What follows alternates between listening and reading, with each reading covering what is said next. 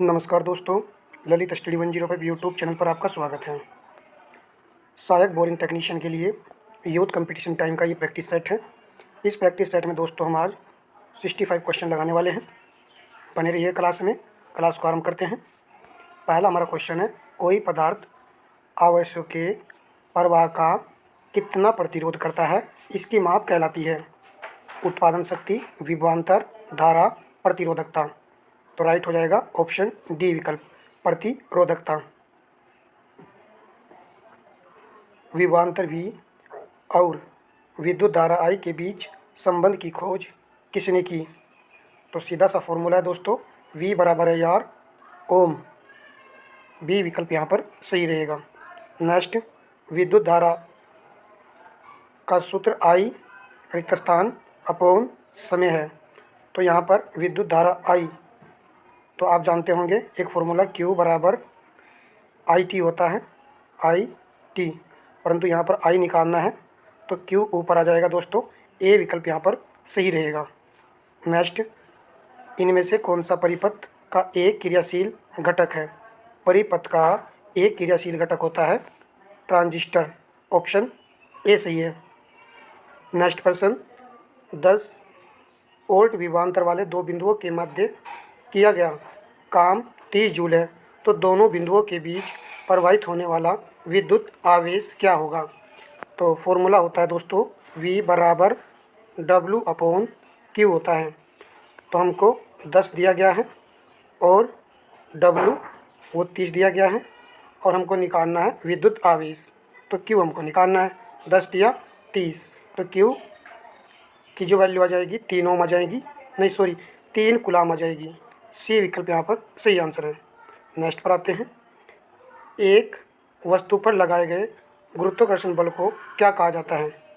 एक वस्तु पर लगाए गए गुरुत्वाकर्षण बल को दोस्तों क्या कहा जाता है? वजन। सी सही है। नेक्स्ट प्रश्न को लगाते हैं। एक पत्थर किसी स्प्रिंग तुला पर बंधा हुआ है। निम्नलिखित स्थितियों में से कौन सी स्प्रिंग तुला के रीडिंग में सबसे कम भार दिखाएगी? तो सबसे कम भार दिखाएगी उसका यहाँ पर हमको चयन करना है। जब वह पत्थर हवा में लटका हुआ हो, जब वह पत्थर किसी बीकर में लिए पानी के सतह पर हो, जब वह पत्थर किसी बीकर में लिए पानी में पूरी तरह से निम्नलज्जित हो, पूरी तरह से निम्नलज्जित हो, तो यही हो जाएगा, क्योंकि ये पूरी तरीके से डूबा हुआ है तो स्प्रिंग तुला रीडिंग में सबसे कम भार दिखाई देगा। तो सी विकल्प यहाँ पर सही आंसर था। प्रश्न नंबर आपका 8 है। यदि किसी व्यक्ति का द्रव्यमान पृथ्वी की सतह पर 60 किलोग्राम है, तो चंद्रमा की सतह पर उस व्यक्ति का द्रव्यमान कितना होगा? तो आप सभी जानते हो सी राइट रहेगा, 60 किलोग्राम ही रहने वाला है, क्योंकि द्रव्यमान चेंज नहीं होता है, भार केवल चेंज होता है। अंतरिक्ष यान के अंदर अंतरिक्ष यात्री रिक्त स्थान फिल कीजिए, वजन महसूस करेगा। तो अंतरिक्ष यान के अंदर अंतरिक्ष यात्री का वजन वो अपने आप को शून्य महसूस करेगा, शून्य वजन महसूस होगा उसको। सी सही था। नेक्स्ट, लट्टू को घुमाना किसका एक उदाहरण है? मैंने चैप्टर बहुत अच्छी तरीके से आपको करा भी दिया है, ठीक है। घूर्णन गति वाला चैप्टर है ये। तो ये हो जाएगा केंद्र भिमुख बल, यहाँ पर ए विकल्प सही है, ठीक है। अंदर की ओर इसमें कार्य किया जाता है। प्रश्न नंबर आपका 11 है। एक रेलगाड़ी विराम अवस्था से 5 मिनट में उसकी गति 90 किमी प्रति घंटा हो जाती है, यह मानते हुए कि त्वरण समान है, तो रेलगाड़ी द्वारा उसी समय में तय की गई दूरी बतानी है आपको। देखिए विराम अवस्था से है तो u बराबर सीधा सीधा 0 दिया गया है और हमको v भी दिया गया है 90। इसको आप 5/18 से सही कीजिए, 18 पंजे 90 5, तो ये हो जाएगा दोस्तों 25 मीटर पर सेकंड, ठीक है। और आपका टी हो जाएगा 5 गुना 60, क्योंकि मिनट में है तो इसको सेकंड में यहाँ पर कन्वर्ट कर लेंगे। उसके बाद में आप फॉर्मूला लगाइए v बराबर u प्लस AT। तो v बराबर u का मान 0, a का मान आपको निकालना है और t का मान 300 सेकंड दिया गया है। और यहाँ पर v का मान दिया गया है 25, तो यहाँ पर 25 लिख दीजिए।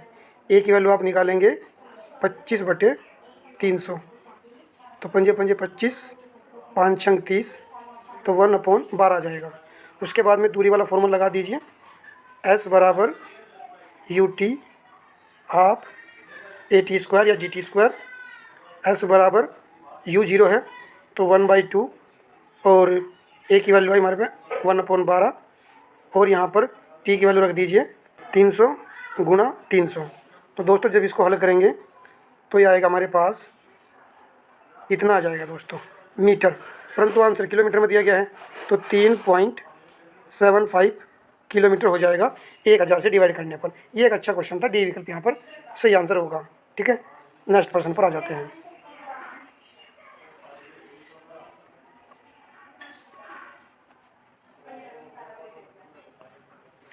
एक कार का वेग 10 सेकंड में 18 किमी प्रति घंटा से 72 किमी प्रति घंटा तक समान रूप से बढ़ता है। कार के त्वरण की गणना करें। बहुत ईजी है दोस्तों, त्वरण निकालना है तो A बराबर जो होता है V - U/T होता है, तो निकाल दीजिए बस दोस्तों। यहाँ पर एक काम कीजिए, डायरेक्ट ही घटा लीजिए। जैसे आप 72 में से 18 घटाएंगे तो आपके पास 54 बचेगा, और 54 को आप मीटर पर सेकंड में कन्वर्ट कर लीजिए। 18 × 54, 3 × 5 = 15, 15 आप यहाँ पर रखिए, और T की वैल्यू आपके पास 10 है, तो 1.5 मीटर पर सेकंड स्क्वायर, यानी कि यहाँ पर C आंसर हो जाएगा। ठीक है, नेक्स्ट पर आते हैं।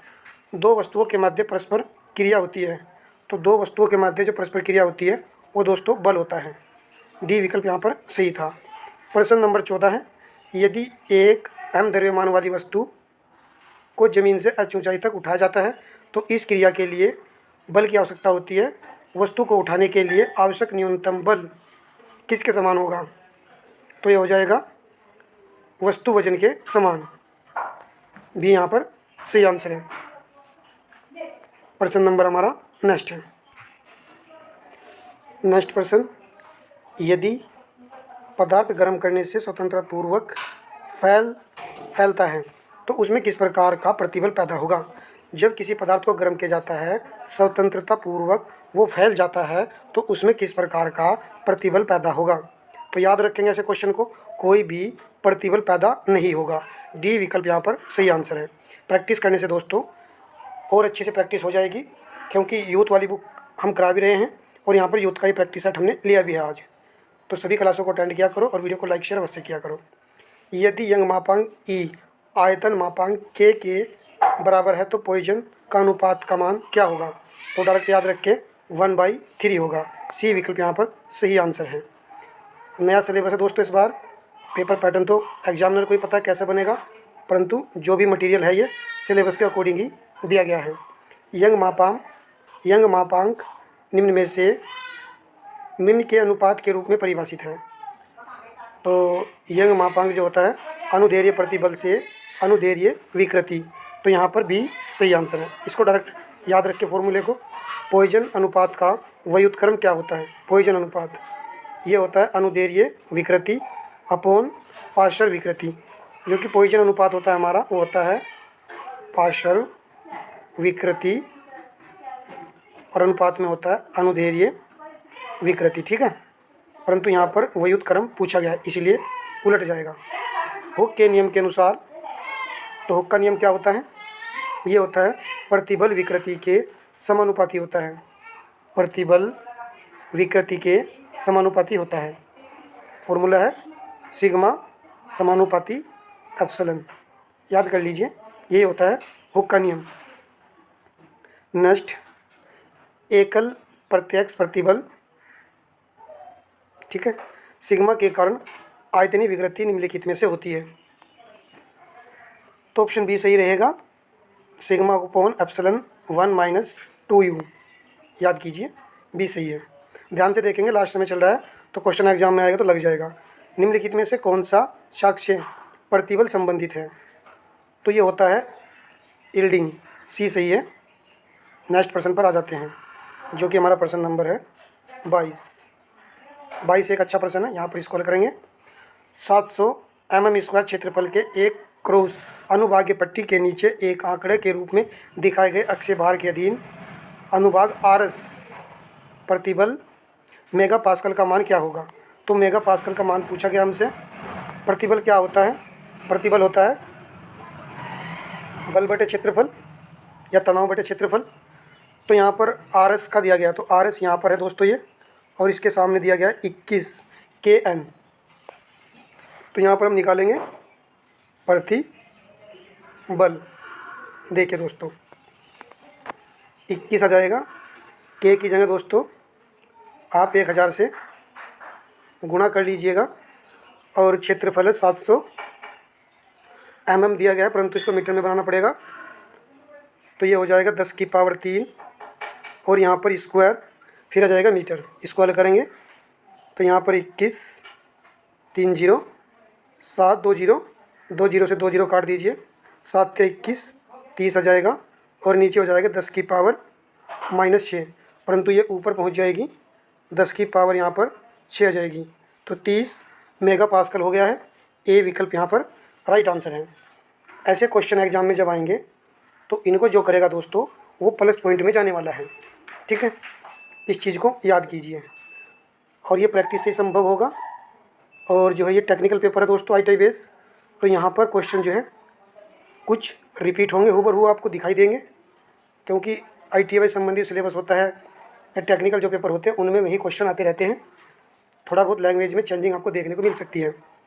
एक इस्पात वार में कितना दीर्घकण होगा अगर उसका अनुप्रस्थ काष्ठ का आयाम दिया गया है, और आपको 250 kN दिया गया है संपीड़न भार के अधीन, अगर बार की लंबाई प्रत्यास्था ई।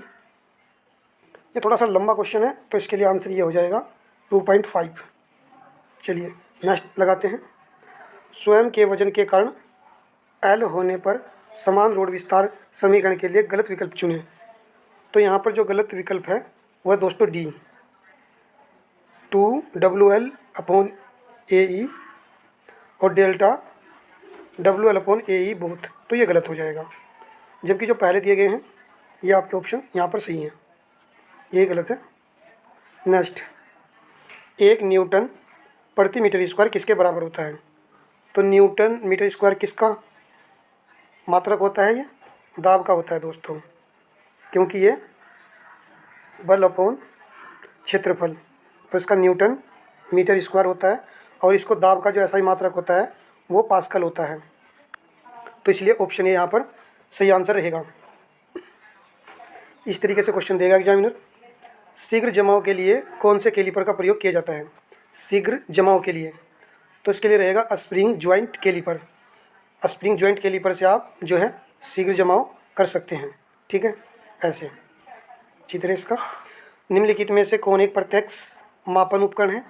तो हमारे सिलेबस में वर्नियर कैलिपर दिया गया है और प्रत्यक्ष माप उपकरण है, ये ऑप्शन ए सही है, इसको याद रखेंगे। एक वर्नियर कैलिपर की परिशुद्धता बराबर होती है।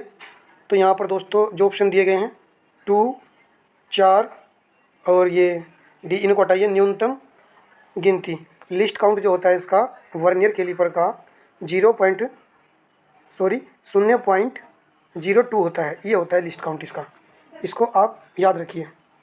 चलिए, जल का वाष्पीकरण होता है।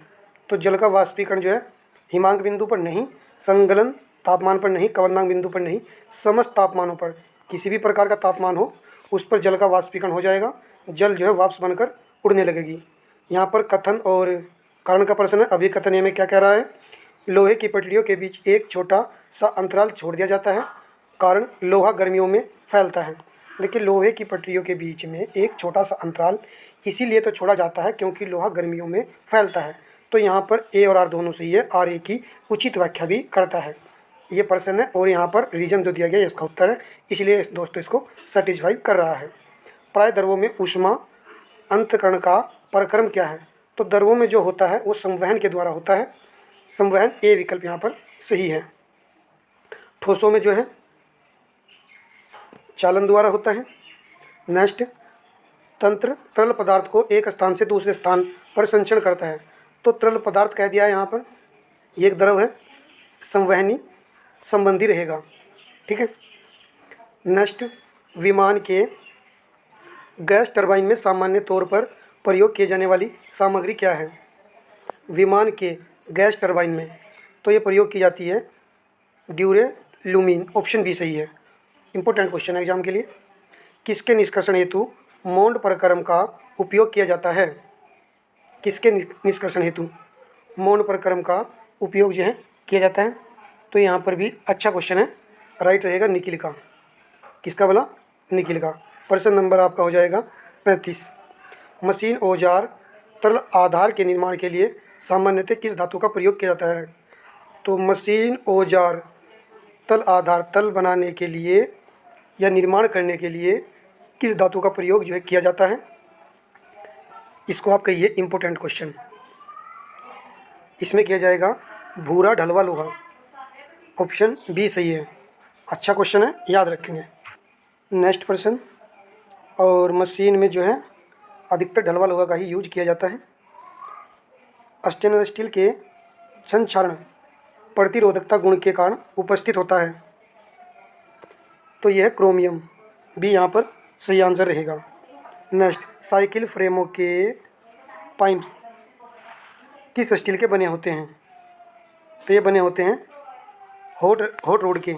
बी यहाँ पर नहीं, आंसर होगा कार्बन क्रोम के। सी सही है दोस्तों।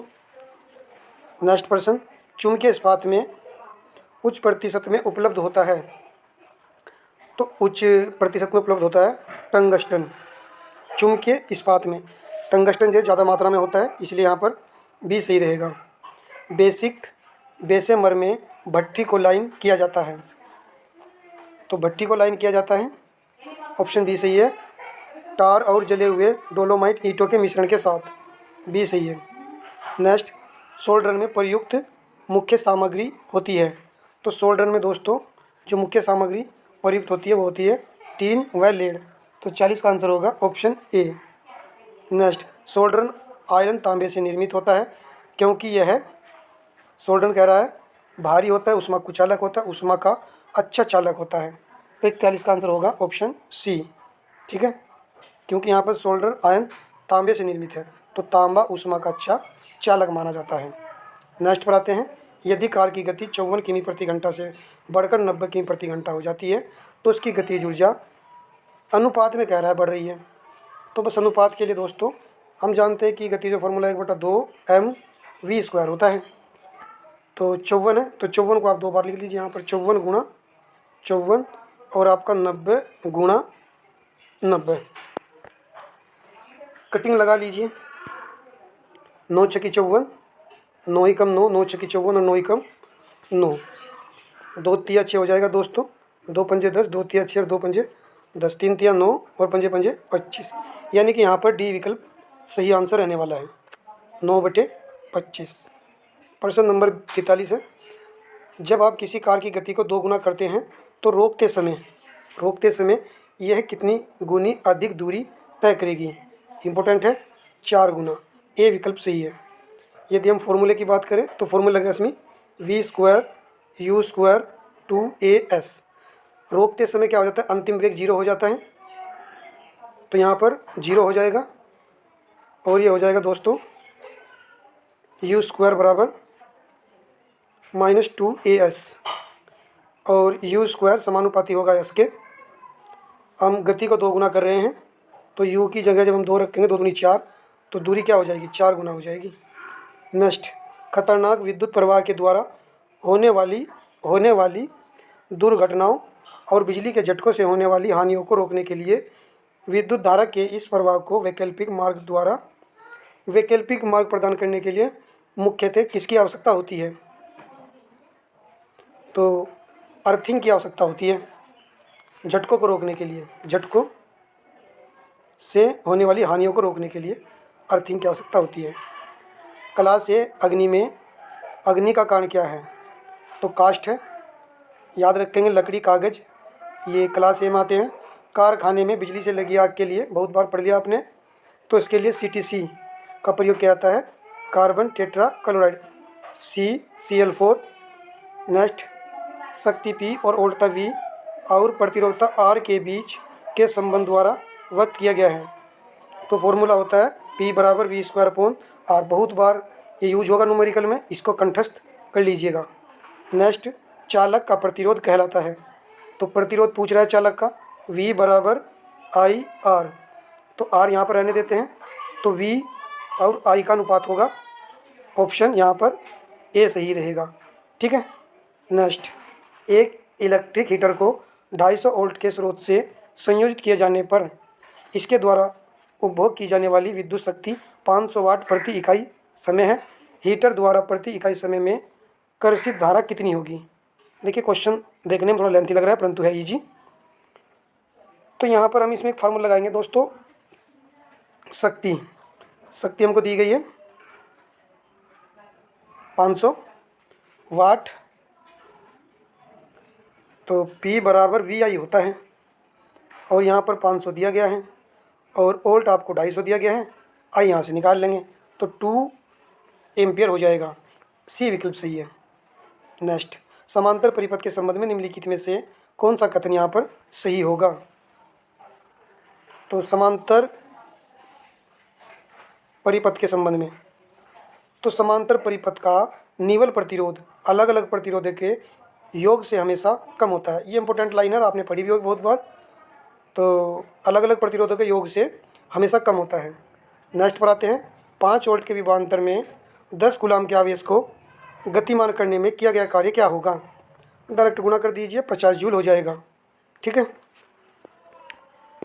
क्योंकि इसका जो फॉर्मूला होता है V बराबर W/Q होता है। W आपको निकालना है तो गुना करनी है सीधी बस।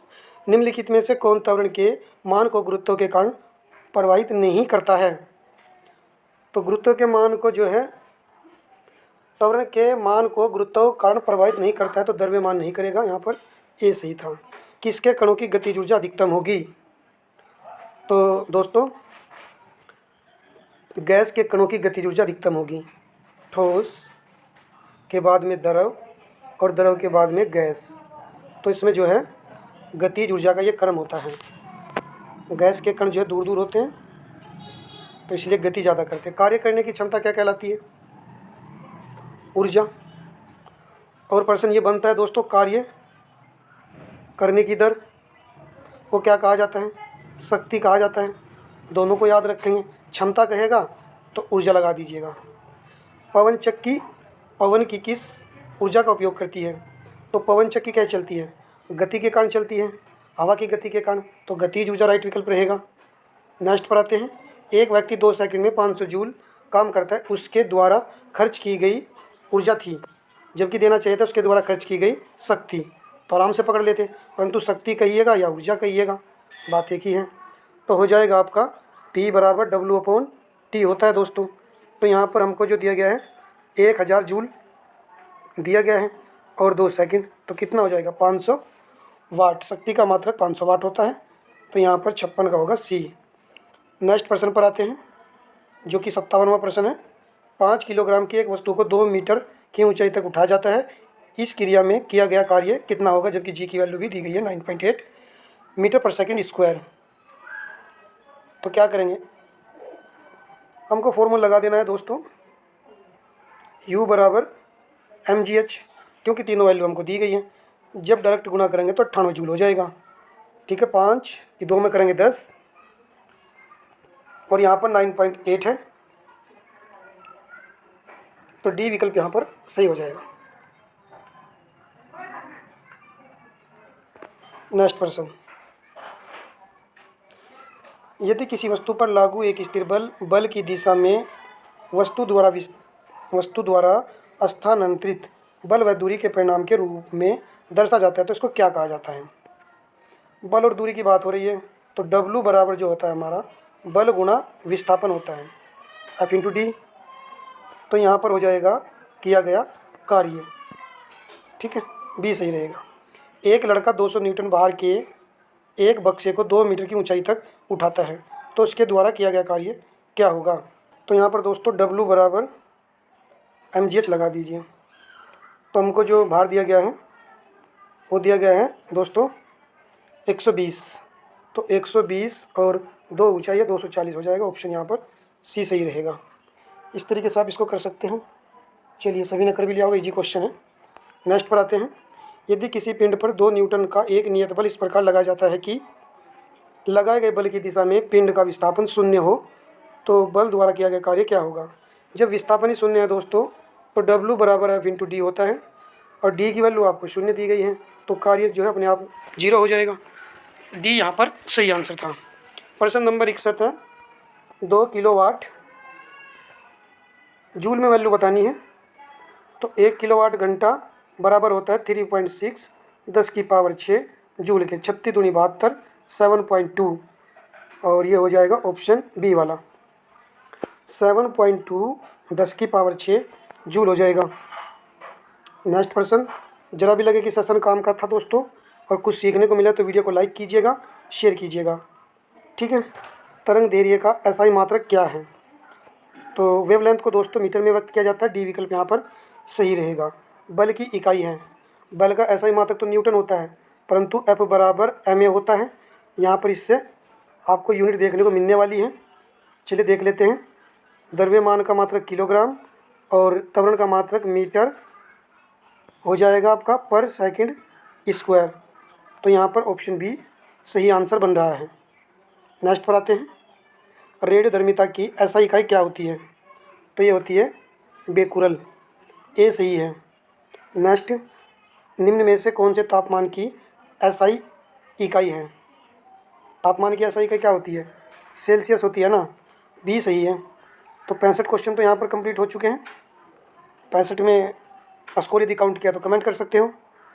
तो मिलेंगे नेक्स्ट क्लास में। धन्यवाद दोस्तों।